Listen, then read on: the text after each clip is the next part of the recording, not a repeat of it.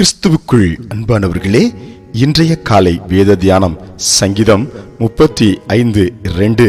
நீர் கேடகத்தையும் பரிசையையும் பிடித்து எனக்கு ஒத்தாசையாக எழுந்து நில்லும். ஆமேன். முழு நம்பிக்கையும் முழு பலத்தையும் தேவனிடமிருந்து எதிர்பார்க்கின்ற தாவீது சொல்கிறார், எனக்கு ஒத்தாசையாக எழுந்து நில்லும்.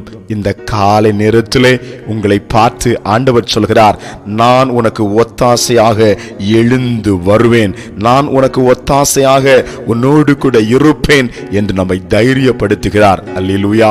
தாவீது சொல்கிறார், வானத்தையும் பூமியும் உண்டாக்கின கர்த்தரிடமிருந்து எனக்கு ஒத்தாசை வரும், எனக்கு உதவி வரும், எனக்கு பலன் வரும், எனக்கு கிருபை வரும், எனக்கு ஆசீர்வாதம் வரும், எனக்கு திடன் வரும், எனக்கு எல்லா நன்மைகளும் வரும் என்றவர் பரலோகத்தின் தேவனை நோக்கி ஆண்டவரை மாத்திரம் சார்ந்து நின்று எல்லாவற்றுக்காகவும் அவரையே அவன் சுற்றி சுற்றி வருகிறான்.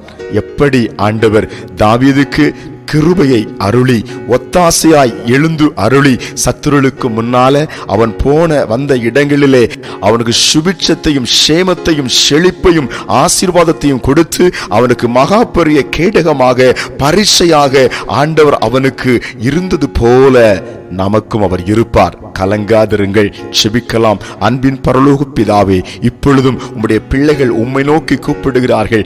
என்னென்ன தேவைக்காய் உம்மை நோக்கி கூப்பிடுகிறார்களோ அவர்களுக்கு ஒத்தாசையாக நீ எழுந்து நிற்பதற்காய் ஸ்தோத்திரம். சகாயம் பண்ணுகிறவராய் இறங்குவதற்காய் ஸ்தோத்திரம். தடைகளை உடைப்பதற்காய் ஸ்தோத்திரம். இந்த வேளையில் அற்புதங்கள் திரளாய் நடப்பதற்காய் ஸ்தோத்திரம். இயேசுவின் நாமத்தில் ஆமென்.